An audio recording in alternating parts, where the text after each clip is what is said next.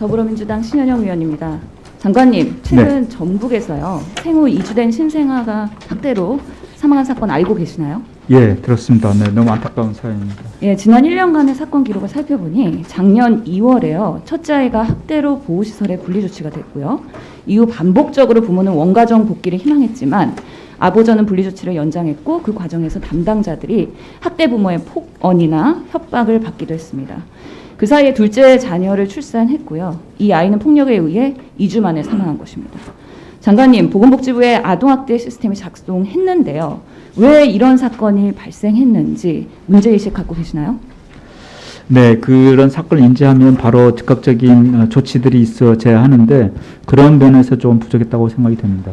네, 제가 보기에는 이런 분리보호 조치된 아동의 형제, 자매 안전을 위한 강력한 조치도 같이 이루어져야 한다고 생각합니다. 가정에 남겨진 아동학대 피해자가요.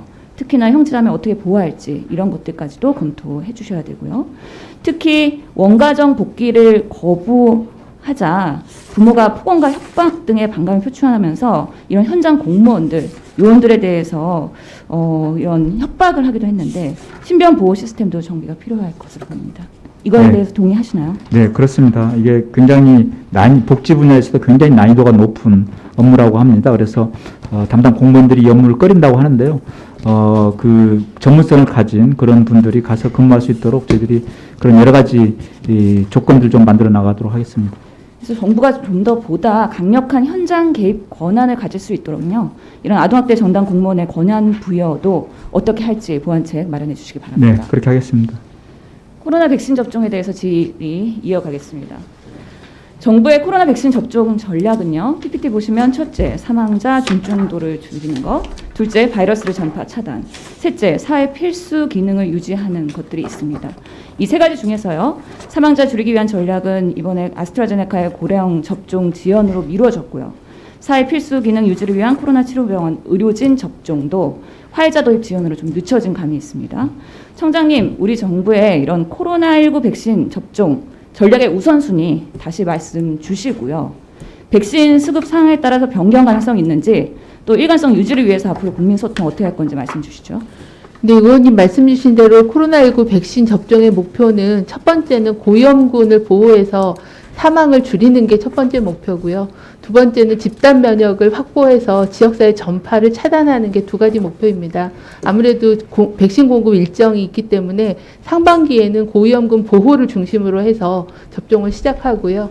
3분기부터는 일반인들에 대한 접종을 해서 집단 면역 확보하는 그런 두 가지의 단계와 목표로 진행할 계획입니다. 예, 일관성 유지를 위한 그런 전략을 계속 고민해 주시기 바랍니다. 네. 신종플루 당시에 보면은요, 백신 접종률이 올라가면서 신종플루가 소강 상태로 이어지는 그래프를 보여드리고 있는데요. 현재 미국과 이스라엘 사례에서도 보면 백신 접종 직후에는 확진자가 증가하다가 이제 감소 상태가 되는 걸 확인할 수 있습니다. 우리나라도 26일 날 백신 접종 시작으로 이제 어느 정도의 확진자 수가 급감하는 효과가 언제쯤 올 건지 청장님 시뮬레이션 해보셨나요? 1차적으로는 그 고위험군 접종을 통해서 중증 환자 발생이나 사망을 줄이는 게 첫 번째 목표이기 때문에 그 부분을 먼저 지표를 볼 예정이고요. 전체 확진자 수의 감소는 어느 정도 접종률이 올라가야 되기 때문에 저희가 이제 통계적으로 그 재생산 지수 가지고 통계 모형은 해본 적이 있습니다. 근데 3분기 정도 돼서 어느 정도 접종량이 늘어나야 접종의 효과를 볼 수 있는 걸로는 판단하고 있습니다. 오늘 확진자가 600명대가 됐죠. 최근 지속적으로 증가 추세입니다. 사회적 거리두기도 완화됐고 백신에 대한 기대감으로 긴장도가 완화된 것도 있고 그래서 지금이 가장 위험한 시기가 아닌가라는 생각을 합니다. 하지만 이제는 일률적인 방역 지침이 아닌 중증도 완화를 위한 고위험군의 집중 방역 그리고 자유가 책임을 원칙으로 하는 생활 방역 이런 체계 개편이 강조되고 있는 시점입니다. 하지만 당장 지금 추세로 계속 확진자 수가 증가한다. 이러면 3단계 재확산이나 4차 대유행도 우려가 되는 바인데요. 지금 백신 접종 전후의 방역 대응 대책 어떻게 하실지 말씀 주시죠.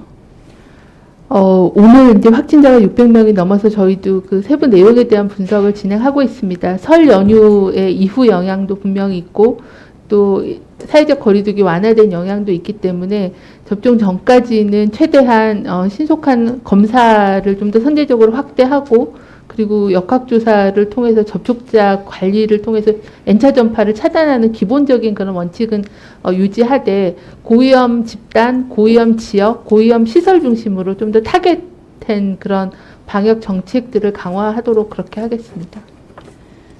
특히 의료 접근성이 떨어지는 읍면 지역의 시골 동네는요.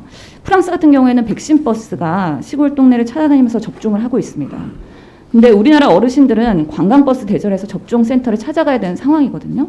오히려 이동 중에 감염되지 않을까 우려가 되는데 이런 도서벽지를 대상으로 한 백신 버스 운영 고려해 보신 적 있나요? 어떻게 생각하시는지? 우리나라는 이제 읍면동 그 오벽지까지도 보건진료원 같은 그런 보건진료소가 있기 때문에 버스보다는 좀 더 안정적인 그런 접종 기관을 이용할 수 있게끔 최대한 지역별로 맞춤형 접종 계획을 세워보겠습니다. 그럼 찾아가는 모바일 버스에 대해서는 아직까지는 아직 검토 안 하고 검토하고 있지는 않은데 좀 더 안정적인 그런 접종 기관들 또 응급 상황이 생겼을 때 대응할 수 있어야 돼서 조금 더 검토해 보겠습니다.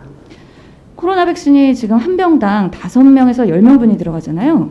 네. 만약에 당일날 노쇼 등으로 의료기관에서 특히 위탁 의료기관에서 당일 접종 후 남는 분량이 나올 수가 있습니다. 미국에서는 남는 백신 폐기 안 하려고 밤중에 잠 못 이고 뛰는 사례도 있었죠. 당일 의료기관에서 발생하는 이런 남는 용량 최대한 폐기하지 않기 위해서 당일 긴급 접수를 추가로 받을 수 있는지 그리고 접종 대상자 외에 긴급 접수를 할 수 있는지 이런 유연성 있는 대처를 할 수 있는 권한 이런 것들 부여할 건지 이거에 대한 지침 마련하고 계신지도 궁금합니다. 네, 이번 백신은 의원님 말씀대로 한 병당 여러 명이 들어있기 때문에 예약 시스템을 통해서 철저하게 폐기량이 발생하지 않도록 하지만 예약해놓고 갑자기 열이 나거나 상태가 안 좋아서 접종을 못할 수 있기 때문에 그런 긴급 물량, 일부 남는 물량에 대해서는 폐기가 되지 않게끔 그 예비 접종 대상자 선정 등 그 폐기량이 발생하지 않게끔 최대한 관리를 하겠습니다.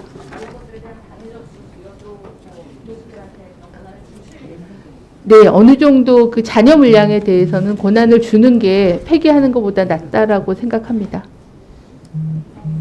네, 수고하셨습니다. 다음은 존경하는 이종성 의원님 질의해 주시기 바랍니다.